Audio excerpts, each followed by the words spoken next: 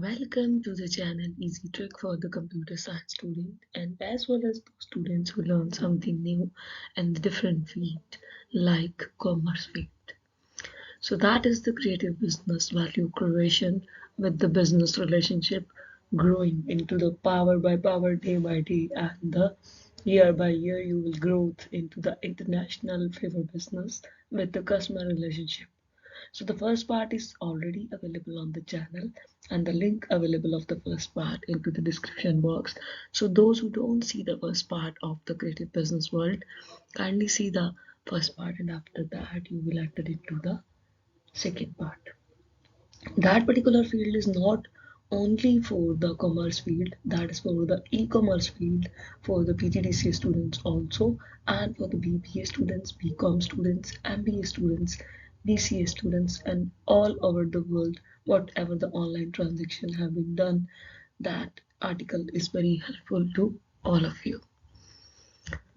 So in the previous part, we was discussing about the value creation strategy and value creation models with the relationship with the customers, investors, and the employers. And in this part, we will discuss about the product and the process innovation because product and the process innovation is a detailed real-time understanding level between the changing needs of the target marketing features. Because in the marketing features, if you feel that your business will be grow day by day and you change some strategies for the more growing part with the winner partnership employees customers and the suppliers, क्योंकि relationship अब बनना है suppliers के साथ जब आपका product day by day grow करेगा तो ऑटोमेटिकली सप्लायर्स के साथ आपका एक रिलेशन बनना शुरू हो जाता है।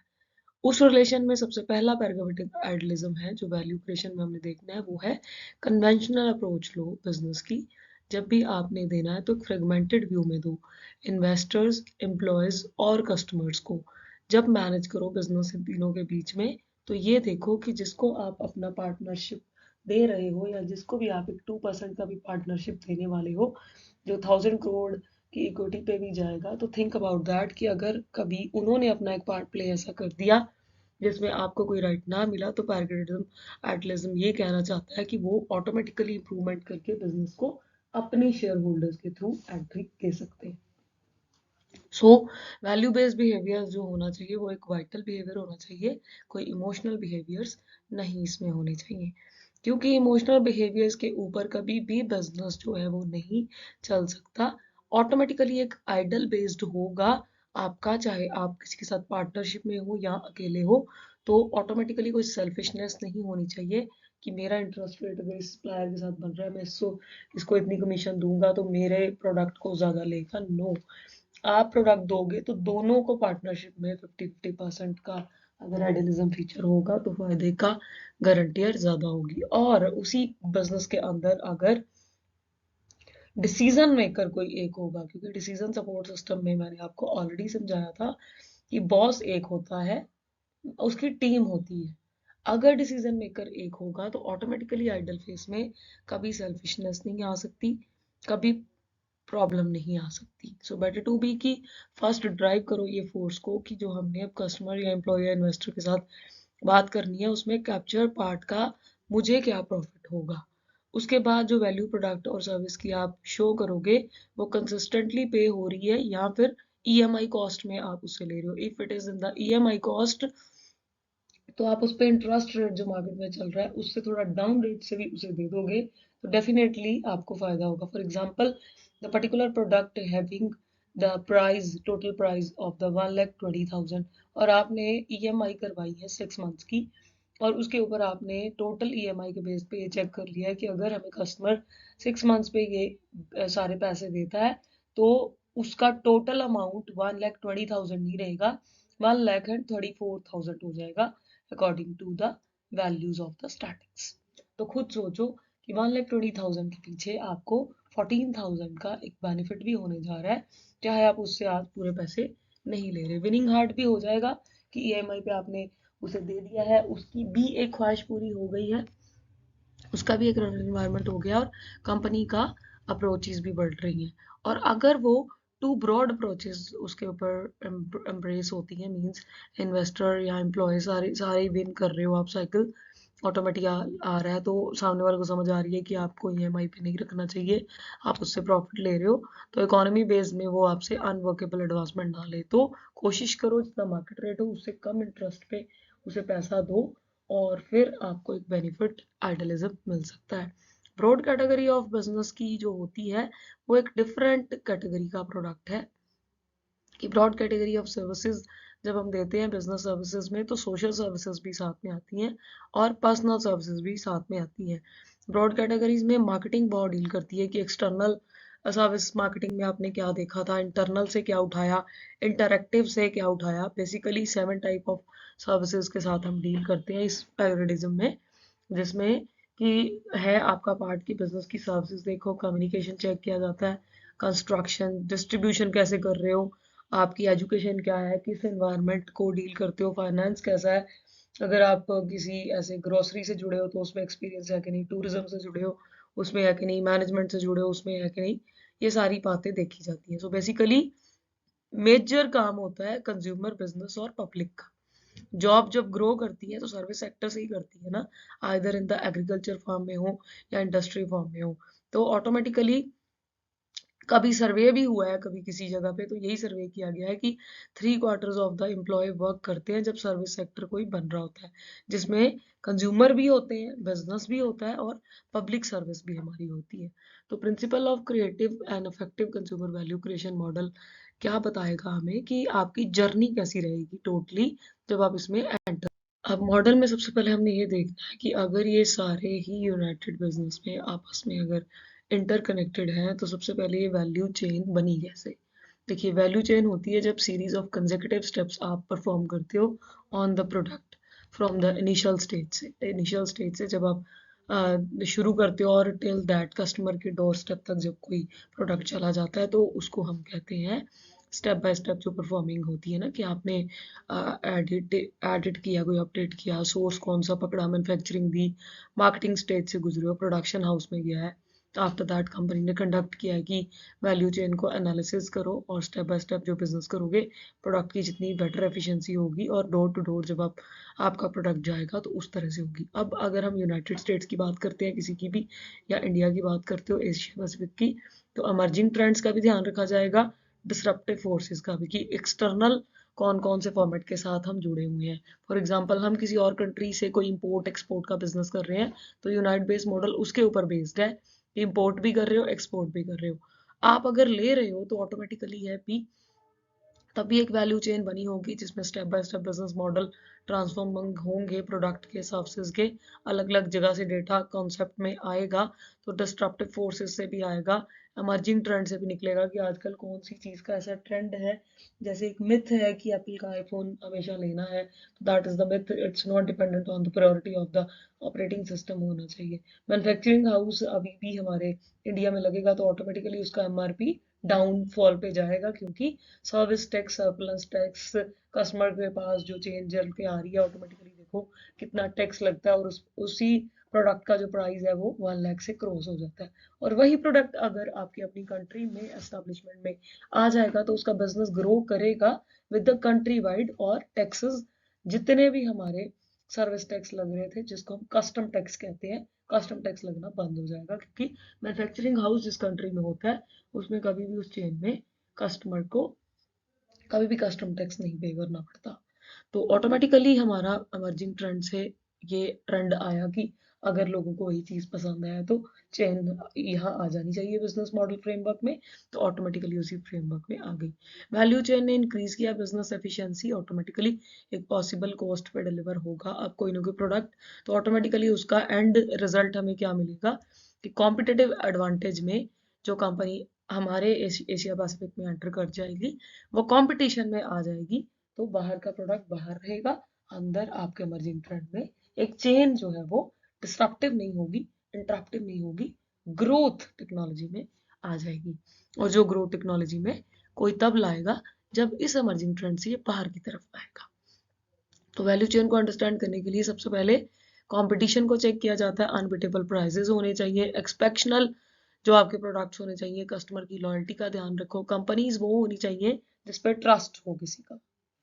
Trust in the base is not कि वो कुछ भी आपको देता जाए, trust in the base of कि उसका एक्सपीरियंस कैसा रहा है अपने बिजनेस के साथ। इम्प्लीमेंटेशन स्ट्रेटजी होनी चाहिए। ये नहीं है कि आपको स्पॉन्सर प्रोडक्ट आ रहे हैं तो आप लेते जाओ। जैसे यूट्यूबर्स को कोई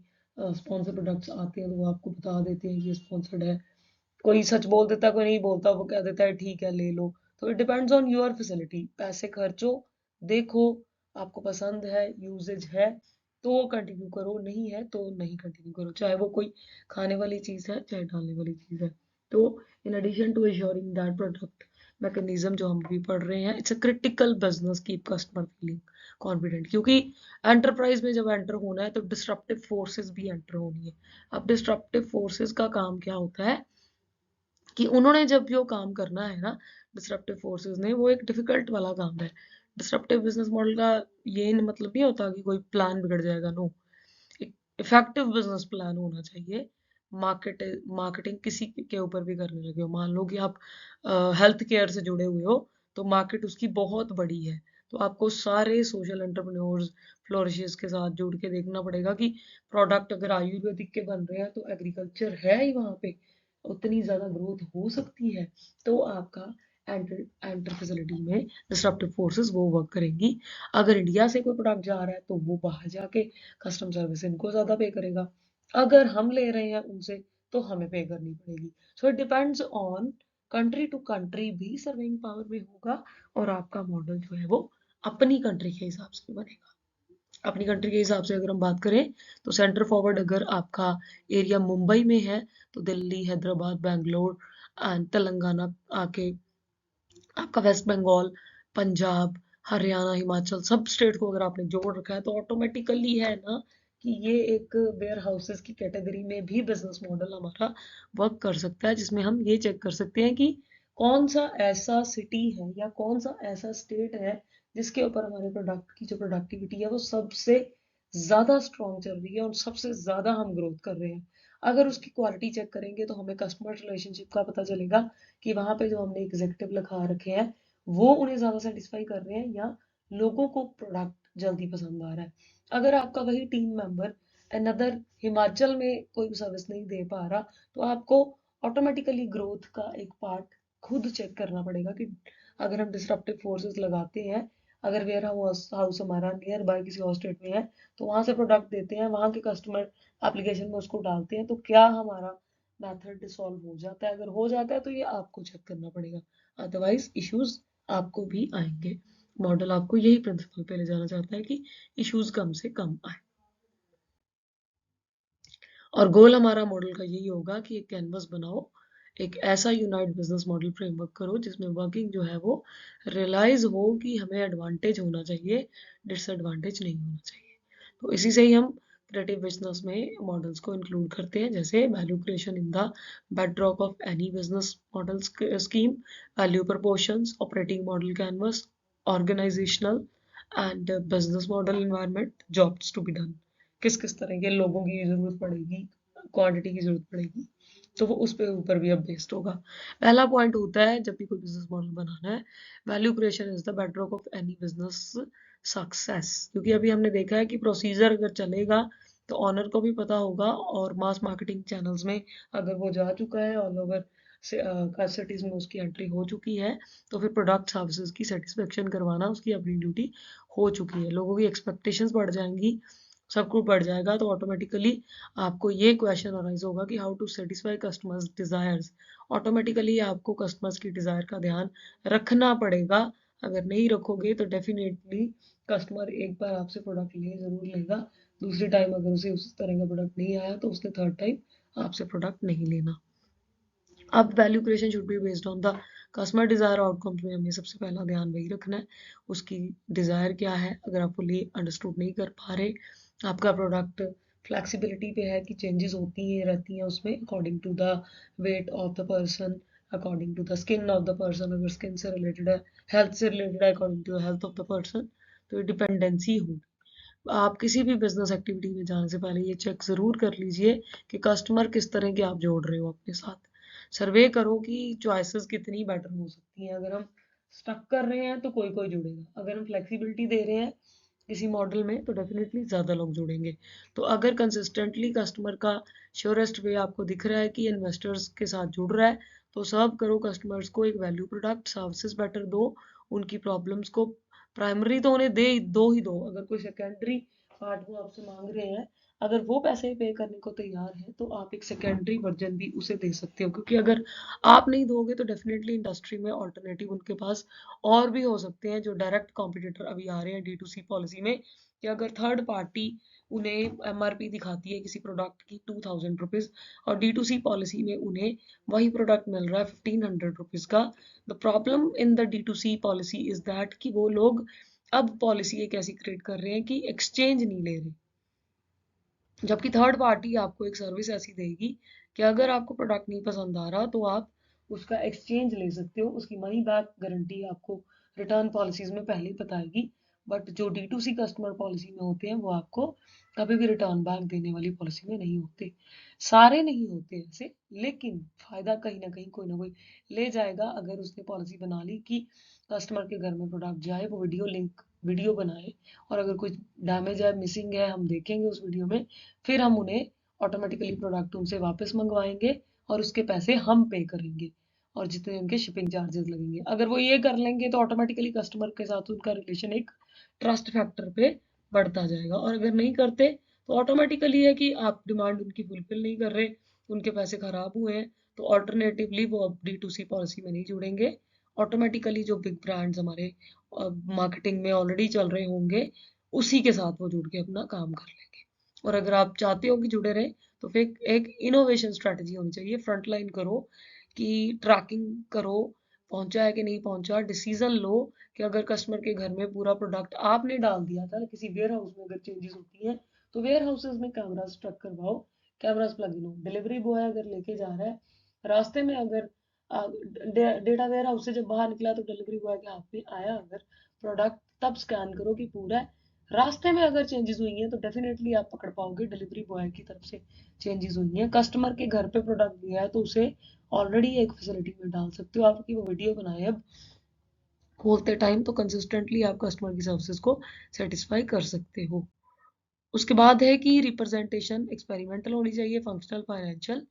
ये आपका हम पार्ट पढ़ेंगे अब नेक्स्ट पार्ट के अंदर। आप पहले ये चेक करो कि यूनाइट बिजनेस मॉडल एक पॉइंट है बहुत बड़ा कस्टमर रिलेशनशिप का, और इनोवेशंस थोड़ी सी सोच के कमेंट बॉक्स में कमेंट करो कि आपके माइंड में क्या इनोवेशंस चल रही हैं और कि क्या क्या और इनोवेशंस हम ला सकते हैं जिसके लिए आपको एक डेफिनेटली बेटरमेंट फ्यूचर भी मिलेगा, and that is for the every student, mandatory for the every student. This is the assignment process for the MCOM students. Kindly comment into the comment box what are the basic innovation material within the customer relationship. One comment is compulsory for your attendance purpose. So next video definitely will be uploaded very soon. Till then, take care, thank you, and God bless you.